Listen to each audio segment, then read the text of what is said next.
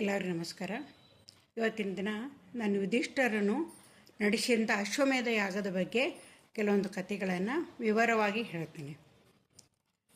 ಕುರುಕ್ಷೇತ್ರ ಯುದ್ಧ ಮುಗಿದ ಮೇಲೆ ಪಾಂಡವರು ಏನಂತಾರೆ ವಿಜಯಿಗಳಾಗ್ತಾರೆ. ಆ ನಂತರ ಅದರಲ್ಲಿ ಲಕ್ಷಗಟ್ಟಲೆ ಜನ ಎಲ್ಲ ಏನಾಗ್ತಾರೆ ಮೃತರಾಗ್ತಾರೆ. ಗುರು ಹಿರಿಯರು ಅದೆಲ್ಲರೂ ಮೃತರಾಗ್ತಾರೆ. ಆ ನಂತರ ಯುಧಿಷ್ಠರನಿಗೆ ಪಟ್ಟಾಭಿಷೇಕ ಆಗ್ತೈತಿ. ಅವನು ರಾಜ್ಯದ ಆಡಳಿತವನ್ನು ನಿರ್ವಹಿಸ್ತಾ ಇರ್ತಾನೆ.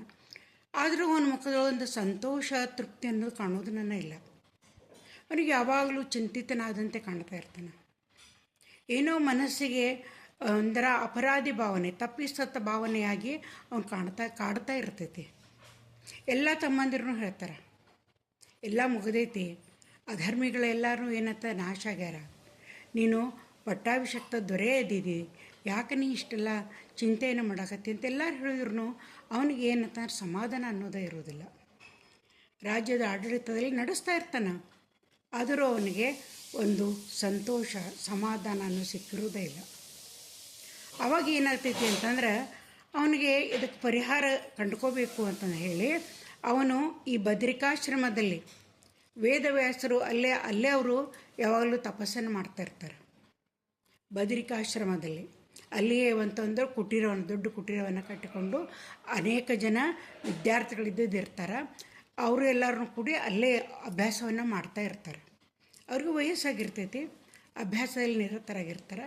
ಅದಕ್ಕೆ ಅವ್ರಿಗೆ ವೇದವ್ಯಾಸರಿಗೆ ನಾ ಹಿಂದೆ ಹೇಳೇನೆ ಈ ಕೃಷ್ಣ ದ್ವೈಪಾಯನ ಅಂತ ಏನೂ ಕರೀತಾರೆ.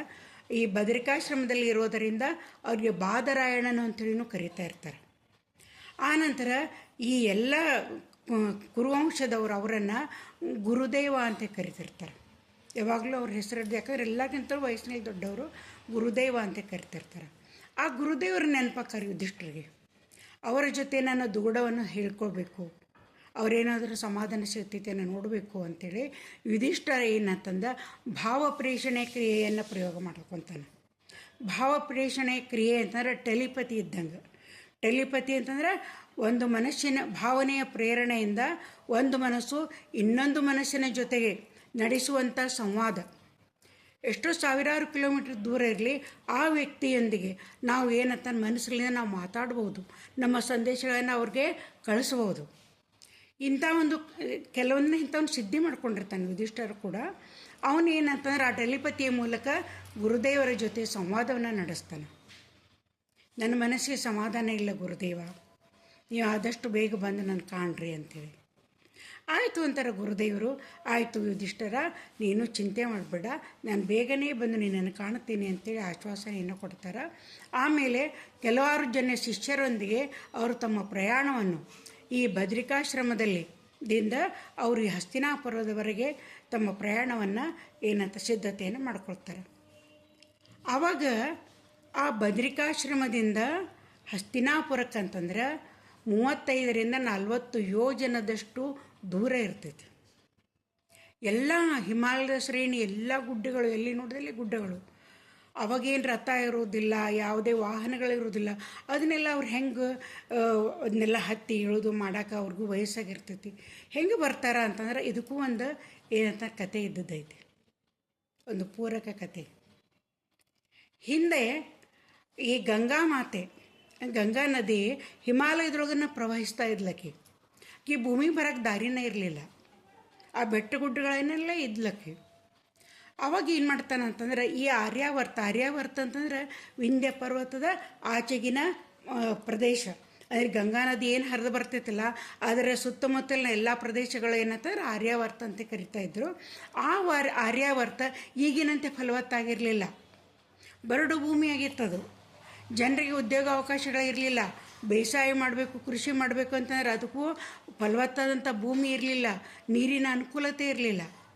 ಆವಾಗ ಏನು ಮಾಡ್ತಾನಂತಂದ್ರೆ ಸಗರ ಚಕ್ರವರ್ತಿ, ಇಕ್ಷ್ವಾಕು ವಂಶದ ಸಗರ ಚಕ್ರವರ್ತಿ, ಅವನ ಕಡೆ ಸಾಕಷ್ಟು ದ್ರವ್ಯ ಇರ್ತೈತಿ, ಭಂಡಾರ ತುಂಬಿ ತುಳುಕ್ತಾ ಇರ್ತೈತಿ. ಆ ಒಂದು ಯೋಜನೆಯನ್ನು ಹಾಕೋತಾನೆ. ಏನಂತಾರೆ ಈ ಹಿಮಾಲಯದೊಳಗೆ ಆ ಪರ್ವತ ಶ್ರೇಣಿಯೊಳಗೆ ಅವನು ಸುರಂಗಗಳನ್ನು ಮಾಡ್ಕೋತಾನೆ.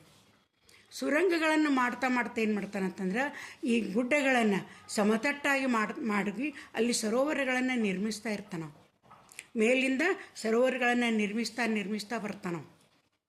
ಆಮೇಲೆ ಒಂದು ಸರೋವರದಿಂದ ಇನ್ನೊಂದು ಸರೋವರವನ್ನು ಜೋಡಿಸ್ತಾ ಬರ್ತಾನೆ. ಈ ಒಂದು ಕಾರ್ಯ ಬಹಳ ಕಠಿಣವಾದಂಥ ಕಾರ್ಯ ಇದು. ಯಾಕಂದರೆ ಈ ಗುಡ್ಡಗಳನ್ನು ಸಮತಟ್ಟು ಮಾಡಿ ಇದು ಮಾಡಬೇಕು, ಸರೋವರಗಳನ್ನು ನಿರ್ಮಾಣ ಮಾಡಬೇಕು. ಅವನ ವಂಶದ 5 ಪೀಳಿಗೆಯ ಜನ ಈ ಕಾರ್ಯಕ್ಕಾಗಿ ತಮ್ಮ ಜೀವನವನ್ನು ಮುಡುಪಾಗಿಡ್ತಾರೆ. 5ನೇಯವನಂತಂದ್ರೆ ಭಗೀರಥ. ಅವನು ತನ್ನ ತಪಸ್ಸಿನ ಬಲದಿಂದ ಮತ್ತು ಅತಿಯಾದಂಥ ಒಂದು ಪ್ರಯತ್ನದಿಂದ ಅವನೇನಂತಾರೆ ಈ ಕಾರ್ಯದೊಳಗೆ ಯಶಸ್ಸನ್ನು ಕಾಣ್ತಾನೆ. ಆ ರೀತಿ ಮಾಡ್ತಾ ಅವ್ರು ಏನು ಮಾಡ್ತಾರೆ ಅಂತಂದ್ರೆ ಹಿಮಾಲಯದಲ್ಲಿದ್ದಂಥ ಗಂಗೆಯನ್ನು ಈ ಭೂಲೋಕಕ್ಕೆ ತೊಗೊಂಡ್ಬರ್ತಾರೆ. 5 ಪೀಳಿಗೆಯ ಜನ ಆ ಹಿಮಾಲಯದ ಗಂಗೆಯನ್ನು ಭೂಲೋಕಕ್ಕೆ ತೊಗೊಂಬರ್ತಾರೆ. ಈ ಕಾರ್ಯದೊಳಗೆ ಏನಾಗ್ತೈತಿ ಅಂತಂದ್ರೆ ಅವರಲ್ಲಿ ಗುಡ್ಡಗಳನ್ನು, ಯಾಕಂದ್ರೆ ಮ್ಯಾಲೆ ಹತ್ತಿ ಇಳೋದು ಪ್ರತಿ ಸಲ ಸಾಧ್ಯ ಆಗೋದಿಲ್ಲ. ಆಗ ಅವ್ರು ಏನು ಮಾಡ್ತಾರೆ ಅನ್ನೋದನ್ನು ನಾನು ಮುಂದಿನ ಕಥೆಯೊಳಗೆ ಹೇಳ್ತೀನಿ.